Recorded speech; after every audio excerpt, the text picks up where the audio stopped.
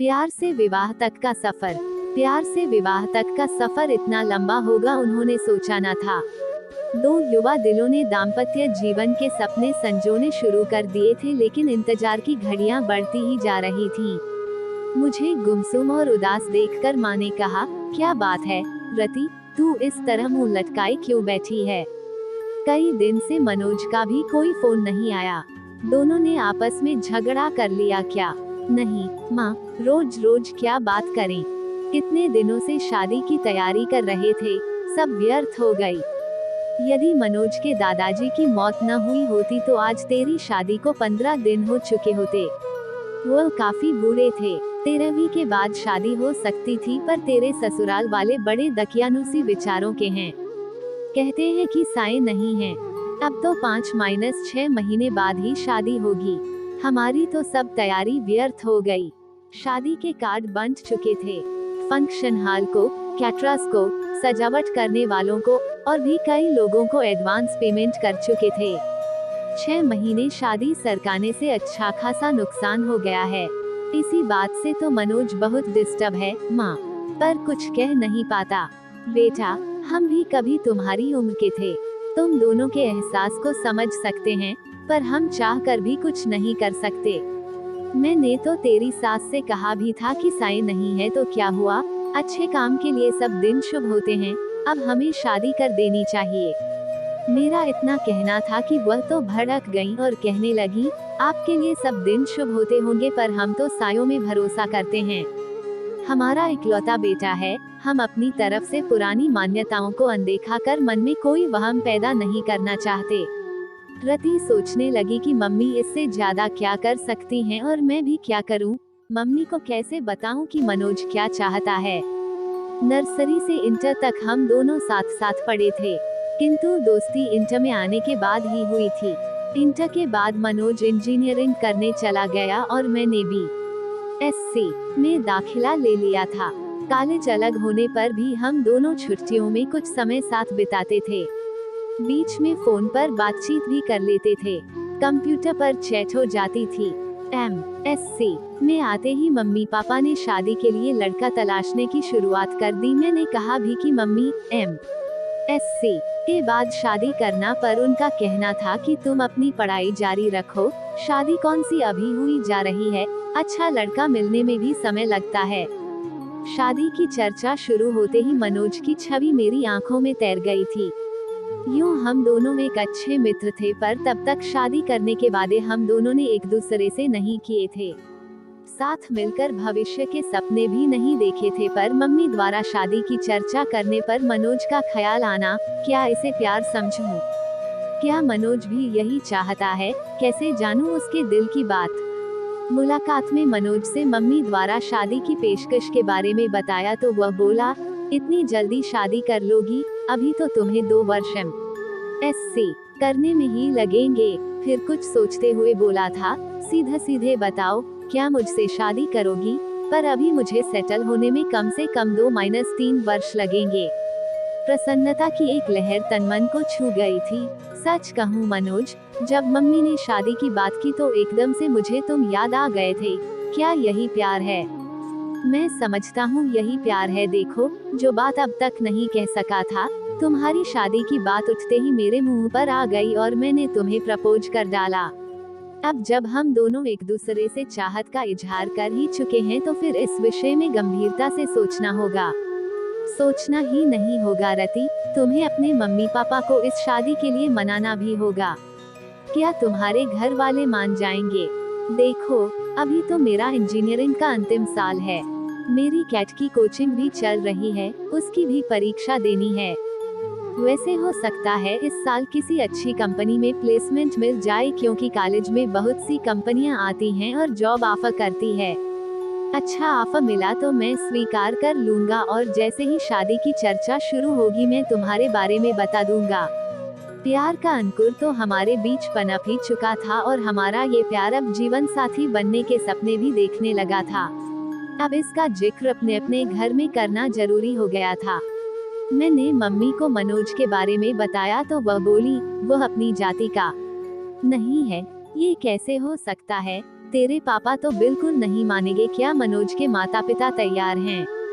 अभी तो इस बारे में उसके घर वाले कुछ नहीं जानते। फाइनल परीक्षा होने तक मनोज को किसी अच्छी कंपनी में जॉब का ऑफर मिल जाएगा और रिजल्ट आते ही वह कंपनी ज्वाइन कर लेगा। उसके बाद ही वह अपने मम्मी पापा से बात करेगा। क्या जरूरी है कि वह मान ही जाएंगे? मम्मी, मुझे पहले आपकी इजाजत चाहिए। यह फैसला मैं अकेले कैसे ले सकती हूँ? तुम्हारे पापा से बात करनी होगी। उनसे बात करने के लिए मुझे हिम्मत जुटानी होगी। यदि पापा तैयार नहीं हुए तो तुम क्या करोगी? करना क्या है मम्मी? शादी होगी तो आपके आशीर्वाद से ही होगी, वरना नहीं होगी। इधर मेरा MSc फाइनल शुरू हुआ, उधर इंजीनियरिंग पूरी होते ही मनोज को एक बड़ी कंपनी में अच्छा स्लॉट मिल गया था और यह भी करीब तय था कि भविष्य में कभी भी कंपनी उसे US भेज सकती है। मनोज के घर में भी शादी की चर्चा शुरू हो गई थी। मैंने मम्मी को जैसे तैसे मना लिया था और मम्मी ने पापा को, किंतु मनोज की मम्मी इस विवाह के लिए बिल्कुल तैयार नहीं थी। इस फैसले से मनोज के घर में तूफान उठ खड़ा हुआ था। उसके घर में पापा से ज्यादा उसकी मम्मी की चलती है। ऐसा एक बार मनोज ने ही बताया था। मनोज ने भी अपने घर में ऐलान कर दिया था कि शादी करूंगा तो रति से, वरना किसी से नहीं। आखिर मनोज के बहनोई ने अपनी तरह से मम्मी को समझाया था, मम्मी, आपकी यह जिद मनोज को आपसे दूर कर देगी। आजकल बच्चों की मानसिक स्थिति का कुछ पता नहीं चलता कि वह कब क्या कर बैठें। आज के ही अखबार में समाचार है कि माता पिता की स्वीकृति न मिलने पर प्रेमी प्रेमिका ने आत्महत्या कर ली। वह दोनों बालिग हैं।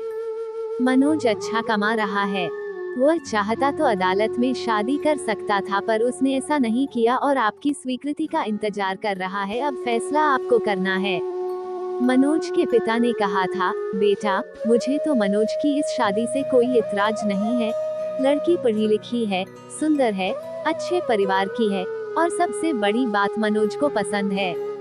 बस हमारी जाति की नहीं है तो क्या हुआ, पर तुम्हारी मम्मी को कौन समझाए? जब सब तैयार हैं तो मैं ही उसकी दुश्मन हूँ क्या? मैं ही बुरी क्यों बनूं? मैं भी तैयार हूँ। मम्मी का इरादा फिर बदले इससे पहले ही मंगनी की रस्म पूरी कर दी गई थी। तय हुआ था कि मेरी MSc पूरी होते ही शादी हो जाएगी। मंगनी हुए 1 साल हो चुका था। शादी की तारीख भी तय हो चुकी थी। मनोज के बाबा की मौत न हुई होती तो हम दोनों अब तक हनीमून मनाकर कुल्लू मनाली शिमला से लौट चुके होते और 3 महीने बाद मैं भी मनोज के साथ अमेरिका चली जाती। पर अब 6-7 महीने तक साए नहीं हैं, अतः शादी अब तभी होगी, ऐसा मनोज की मम्मी ने कहा है। पर मनोज शादी के टलने से खुश नहीं है। इसके लिए अपने घर में उसे खुद ही बात करनी होगी। हाँ, यदि मेरे घर से कोई रुकावट होती तो मैं उसे दूर करने का प्रयास करती, पर मैं क्या करूं? माना कि उसके भी कुछ जज्बात हैं। 4-5 वर्षों से हम दोस्तों की तरह मिलते रहे हैं, प्रेमियों की तरह साथ साथ भविष्य के सपने भी बुनते रहे हैं, किंतु मनोज को कभी इस तरह कमजोर होते नहीं देखा। यद्यपि उसका बस चलता तो मंगनी के दूसरे दिन ही वह शादी कर लेता, पर मेरा फाइनल साल था, इसलिए वह मन महसूस कर रह गया। प्रतीक्षा की लंबी घड़ियां हम कभी मिलकर, कभी फोन पर बात करके काटते रहे। हम दोनों बेताबी से शादी के दिन का इंतजार करते रहे। दूरी सहन नहीं होती थी। साथ रहने व एक हो जाने की इच्छा बलवती होती जाती थी। जैसे जैसे समय बीत रहा था, सपनों के रंगीन समुंदर में गोते लगाते दिन मंजिल की तरफ बढ़ते जा रहे थे। शादी के 10 दिन पहले हमने मिलना भी बंद कर दिया था कि अब एक दूसरे को दूल्हा दुल्हन के रूप में ही देखेंगे, पर विवाह के 7 दिन पहले बाबाजी की मौत हमारे सपनों के महल को धराशायी कर गई। बाबाजी की मौत का समाचार मुझे मनोज ने ही दिया था और कहा था, बाबाजी को भी अभी ही जाना था। हमारे बीच फिर अंतहीन मरुस्थल का विस्तार है। लगता है अब अकेले ही अमेरिका जाना पड़ेगा। तुमसे मिलन तो मृग तृष्णा बन गया है। 13वीं के बाद हम दोनों गार्डन में मिले थे। वो बहुत भावुक हो रहा था। रति, तुमसे दूरी अब सहन नहीं होती। मन करता है तुम्हें लेकर अनजान जगह पर उड़ जाऊं, जहां हमारे बीच न समाज हो, न परंपराएं हो, न ये रीति रिवाज हो। 2 प्रेमियों के मिलन में समाज के कायदे कानून की इतनी ऊंची बाड़ खड़ी कर रखी है कि उनकी सब्र की सीमा ही समाप्त हो जाए। चलो रति, हम कहीं भाग चलें, मैं तुम्हारा निकट सानिध्य चाहता हूँ। इतना बड़ा शहर है, चलो किसी होटल में कुछ घंटे साथ बिताते हैं। जो हाल मनोज का था वही मेरा भी था। एक मन कहता था कि अपनी खींची लक्ष्मण रेखा को अब मिटा दे, किंतु दूसरा मन संस्कारों की पिन चुभो देता कि बिना विवाह ये सब ठीक नहीं। वैसे भी एक बार मनोज की इच्छा पूरी कर दी तो यह चाह फिर बार बार सिर उठाएगी। नहीं, ये ठीक नहीं। क्या ठीक नहीं रति? क्या तुमको मुझ पर विश्वास नहीं? पति पत्नी तो हमें बनना ही है। मेरा मन आज जिद पर आया है, मैं भटक सकता हूँ। रति, मुझे संभाल लो। गार्डन के एकांत झुटपुटे में उसने बाहों में भरकर बेतहाशा चूमना शुरू कर दिया था। मैंने भी आज उसे यह छूट दे दी थी ताकि उसका आवेग कुछ शांत हो, किंतु मनोज की गहरी गहरी सांसें और अधिक समा जाने की चाह मुझे भी बहकाए। उससे पूर्व ही मैं उठ खड़ी हुई। अपने को संभालो मनोज, ये भी कोई जगह है बहकने की। मैं भी कोई पत्थर नहीं, इंसान हूँ। कुछ दिन अपने को और संभालो। इतने दिन से अपने को संभाल ही तो रहा हूँ। जो तुम चाह रहे हो वो हमारी समस्या का समाधान तो नहीं है। स्थायी समाधान के लिए अब हाथ पैर मारने होंगे। चलो, बहुत जोर से भूख लगी है, एक गर्मागर्म कॉफी के साथ कुछ खिला दो, फिर इस बारे में कुछ मिलकर सोचते हैं। रेस्टोरेंट में बेरे को ऑर्डर देने के बाद मैंने ही बात शुरू की। मनोज, तुम्हें अब एक ही काम करना है, किसी तरह अपने माता पिता को जल्दी शादी के लिए तैयार करना है, जो बहुत मुश्किल नहीं। आखिर वे हमारे शुभचिंतक हैं। तुमने उनसे एक बार भी कहा कि शादी इतने दिन के लिए न टालकर अभी कर दें? नहीं, ये तो नहीं कहा। तो अब कह दो। कुछ पुराना छोड़ने और नए को अपनाने में हर एक को कुछ हिचक होती है। अपनी इंटरकास्ट मैरिज के लिए आखिर वह तैयार हो गए न? तुम देखना, बिना सायों के शादी करने को भी वह जरूर मान जाएंगे। मनोज के चेहरे पर खुशी की एक लहर दौड़ गई थी। तुम ठीक कह रही हो रति, ये बात मेरे ध्यान में क्यों नहीं आई? खाने के बाद तुम्हें घर पर छोड़ देता हूँ। कोर्ट मैरिज की डेट भी तो पास आ गई है, उसे भी आगे नहीं बढ़ाने दूंगा। ठीक है, अब मैरिज वाले दिन कोर्ट में ही मिलेंगे। मेरे आज के व्यवहार से डर गई क्या? इस बीच फोन करने की इजाजत तो है या वह भी नहीं है? चलो, फोन करने की इजाजत दे देते हैं। रजिस्ट्रार के ऑफिस में मैरिज की फॉर्मेलिटी पूरी होने के बाद हम दोनों अपने परिवार के साथ बाहर आए तो मनोज के जीजाजी ने कहा, मनोज, अब तुम दोनों की शादी पर कानून की मुहर लग गई है। रति अब तुम्हारी हुई। ए जमाई बाबू, ये इंडिया है, वह तो वीजा के लिए ये सब करना पड़ा है, वरना इसे हम शादी नहीं मानते। हमारे घर की बहू तो रति विवाह संस्कार के बाद ही बनेगी, मेरी मम्मी ने कहा। वो तो मजाक की बात थी मम्मी, अब आप लोग घर चलें। मैं तो इन दोनों से पार्टी लेकर ही आऊंगा। होटल में खाने का ऑर्डर देने के बाद मनोज ने अपने जीजाजी से पूछा, जीजाजी, मम्मी तक हमारी फरियाद अभी पहुंची या नहीं? साले साहब, क्यों चिंता करते हो? हम दोनों हैं न तुम्हारे साथ। अमेरिका आप दोनों साथ ही जाओगे। मैंने अभी बात नहीं की है, मैं आपकी इस कोर्ट मैरिज हो जाने का इंतजार कर रहा था। आगे मम्मी को मनाने की जिम्मेदारी आपकी बहन ने ली है। इससे भी बात नहीं बनी तो फिर मैं कमान संभालूंगा।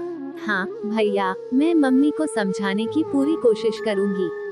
उद्धरण, हाँ तू कोशिश कर ले, न माने तो मेरा नाम लेकर कह देना, आप अब शादी करो या न करो, भैया भाभी को साथ लेकर ही जाएंगे। वाह भैया, आज तुम सचमुच बड़े हो गए हो। आफ्टर ऑल अब मैं एक पत्नी का पति हो गया हूँ। ओके भैया, अब हम लोग चलेंगे। आप लोगों का क्या प्रोग्राम है? कुछ देर घूम-घाम कर पहले रति को उसके घर छोड़ूंगा, फिर अपने घर जाऊंगा। मेरे गले में बाहें डालते हुए मनोज ने शरारत से देखा। हाँ रति, अब क्या कहती हो? तुम्हारे संस्कार मुझे पति मानने को तैयार हैं या नहीं? आंखें नचाते हुए मैं चाहा कि अब तुम 90% मेरे पति हो, यानी 10% की अब भी कमी रह गई है, अभी और इंतजार करना पड़ेगा। उस दिन का मुझे अफसोस है मनोज, पर अब मैं तुम्हारी हूँ।